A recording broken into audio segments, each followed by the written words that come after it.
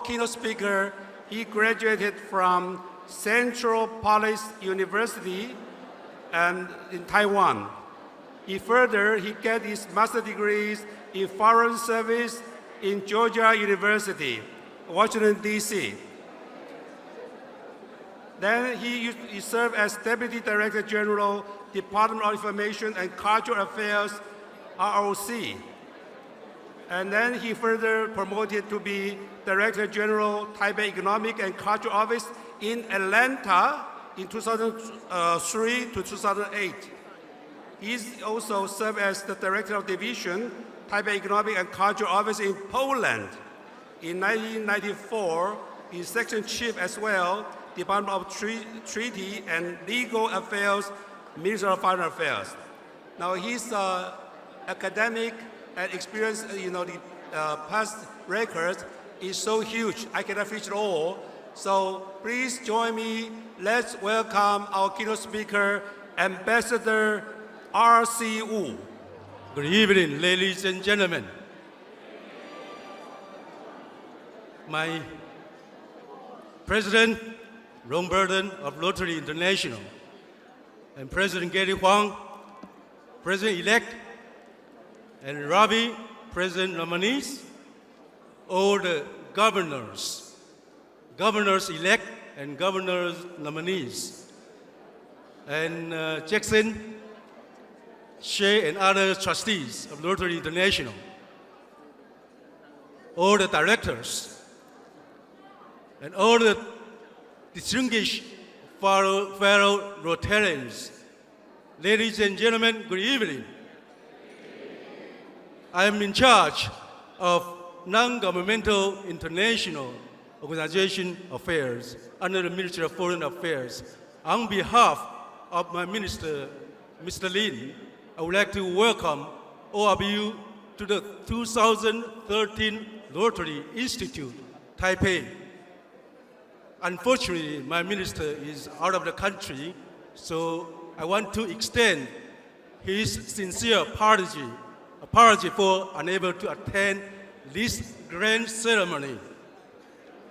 As you know, representing the Republic of China, Taiwan, it is difficult.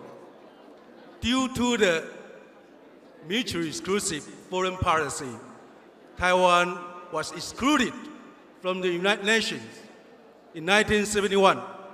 Please, next slide, please. And next one. Yeah, so in fact, Taiwan has been facing a rather difficult situation in extending its foreign relations. For the time being, we only enjoy 22 airline nations. However, we established 96 offices in 56 countries, and we also dispatch 27 technical missions in our airline nations. Our foreign policy is very simple. We would like to pursue mutually beneficial relations with our airline nations, and we also would like to promote substantive relations with the United States, EU member states, Japan, Asian countries, and all the friendly countries to us. As I just mentioned, the Republic of China, Taiwan, and the people of the Republic of China, they don't recognize each other's sovereignty, but they don't deny each other's jurisdiction. In other words, we would like to pursue mutually beneficial relations with mainland China. Nowadays, every day there are 59 passenger flights between Taiwan and China.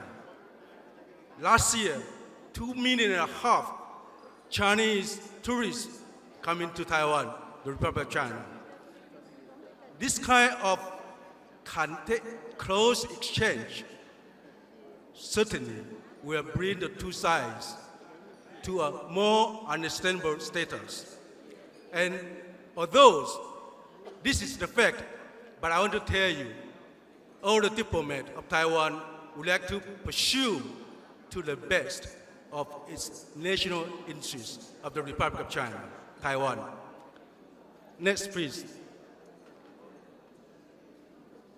Having experienced various economic and political reforms, Taiwan nowadays has enjoyed the most open society in the age-old Chinese society. As you know, in 1949, 2 million mainland Chinese evacuated with the central government to Taiwan.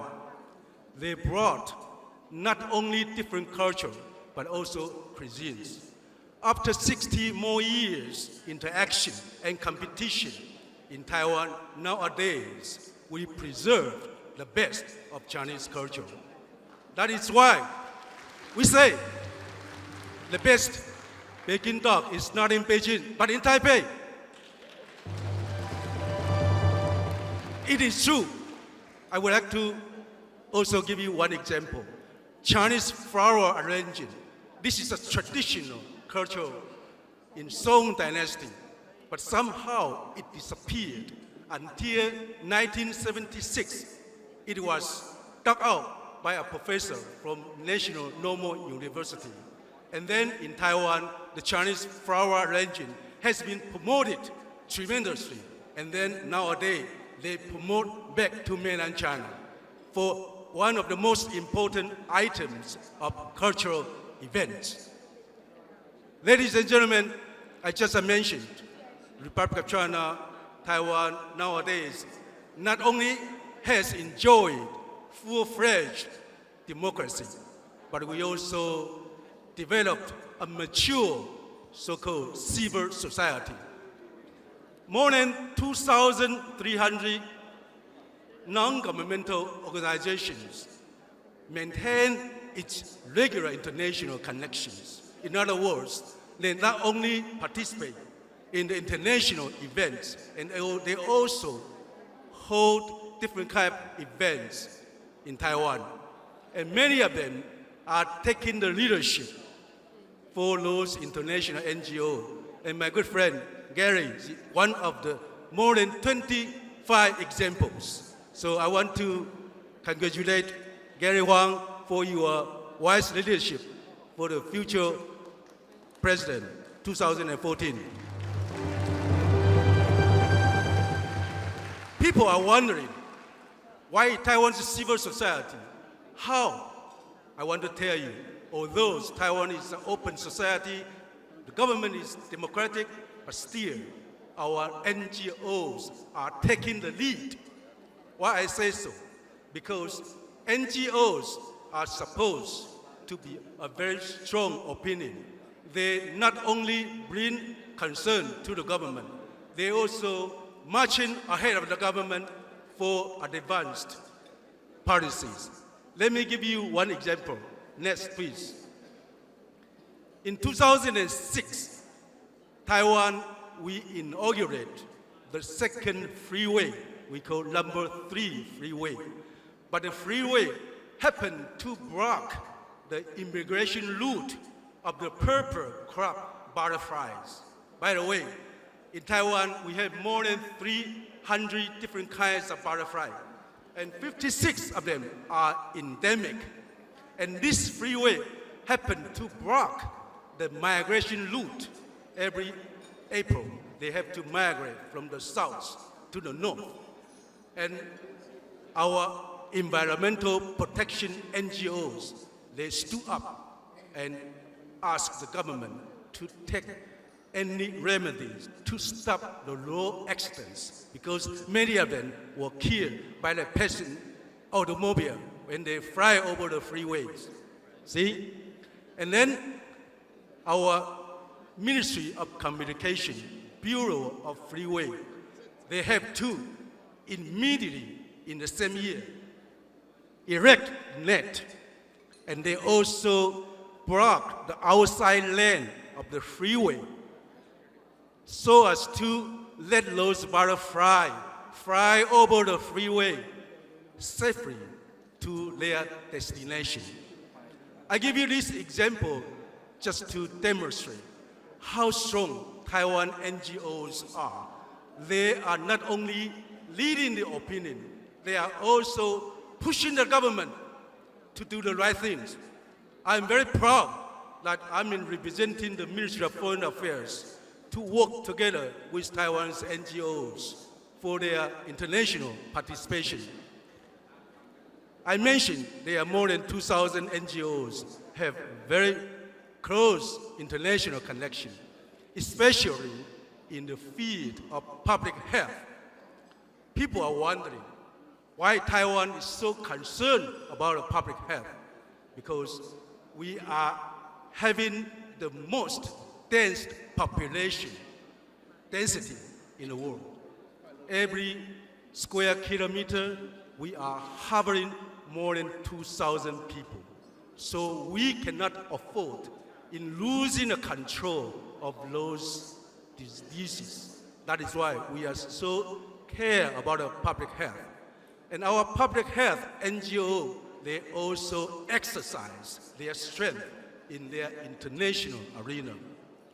If you remember, earlier this year, the Discovery Channel, they made a documentary called Taiwan Medical Miracle.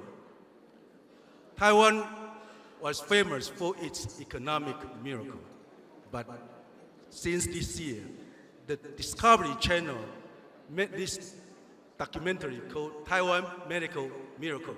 It describes, next week, 4 stories of foreigners coming to Taiwan for those difficult diseases. I want to report to you one of the 4 examples. There is one surgeon called Suleiman, Dr. Suleiman. He's a surgeon in Egypt, and he lost his 3 fingers during the German Revolution, 2011. So he couldn't operate anymore, but he finally consulted with all his friends, and then coming to Taipei to Chang'eng Hospital and find Dr. Wei Huquan, Dr. Wei. And Dr. Wei managed to take 3 bones from Dr. Suleiman's toe and connect it to his finger. And then Dr. Suleiman now is in full operation in Cairo, Egypt. So this is one of the 4 beautiful medical stories described on the Discovery Channel. Also, many people, because I'm a diplomat, for the last 20-some years, I have been sailing Taiwan all the time, Mai Tai. I want to promote Taiwan. I want to promote what we are having here. Many foreigners coming to Taiwan, they say, how come people in Taiwan are so friendly? Wherever you go, you ask for direction. People in Taiwan, they not only take you to the destiny, they also take you by their cars to the destiny. I give you the arguments. In 1950s, Taiwan was facing a war-torn economy. The per capita income was just $100. And then the United Nations, World Bank, also the government of the United States came to the assistance of Republic of China, Taiwan. So with those foreign assistance and foreign aid, together with the wise leadership and in diligent efforts of the people, the Republic of China, Taiwan has been able to create so-called economic miracle.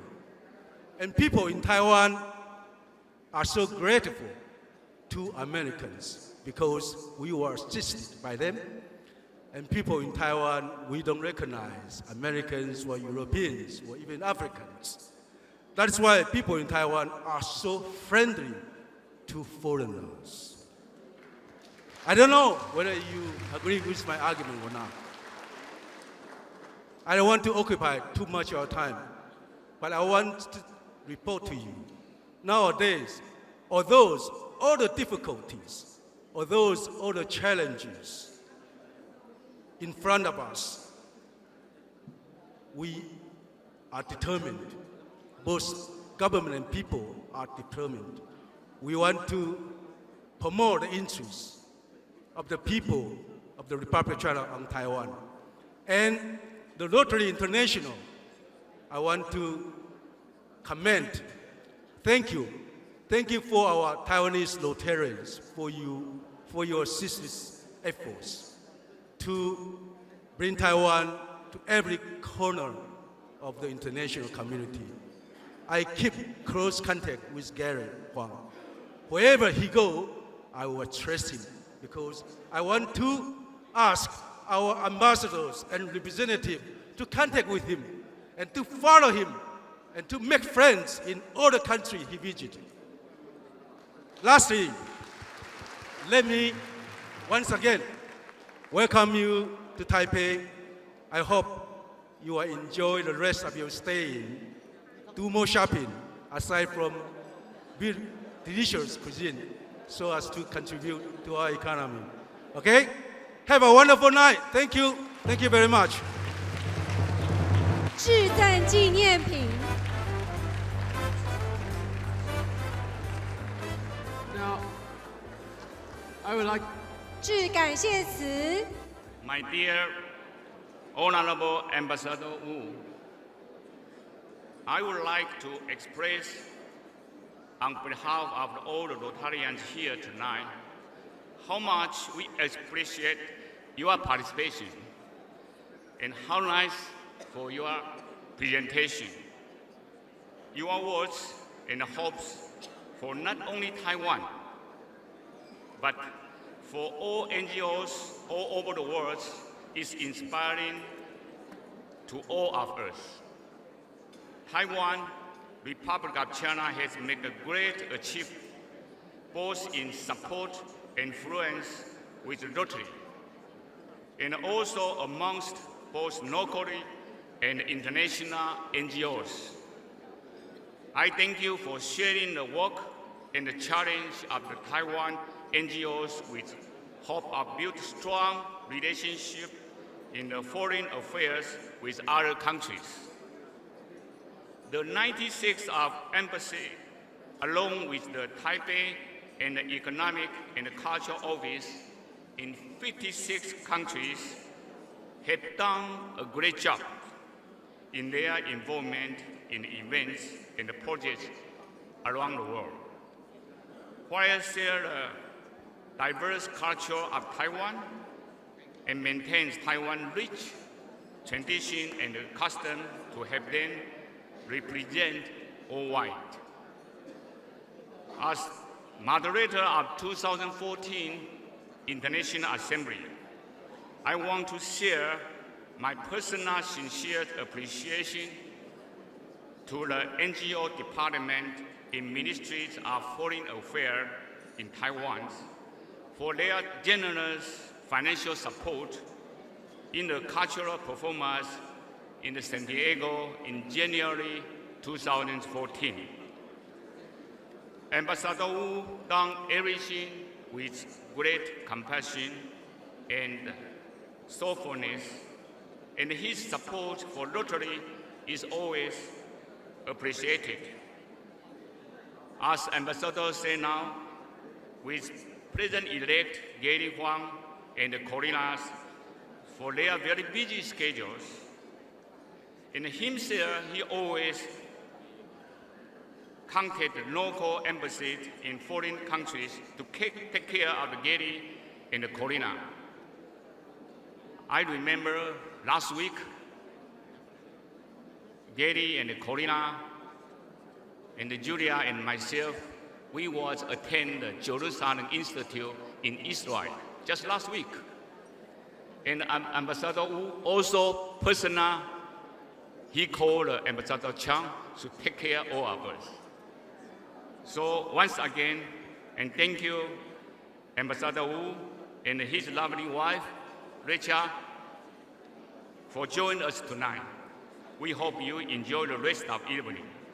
So 今天晚上，我们非常感谢我们的吴大使 NGO 的 CEO 吴大使及他的夫人 Rachel 来参加今天的盛会，也感谢他长期对我们扶轮社的支持，谢谢 and thank you very much， 谢谢。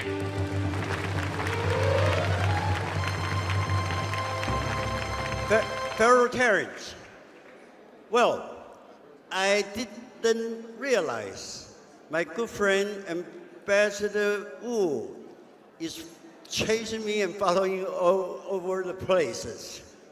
But the reason we are here want to show our appreciation because on this institute, he is the one who helped us to provide most of you or a lot of you landing visa and visa problem. Please give him another big hand to thank you.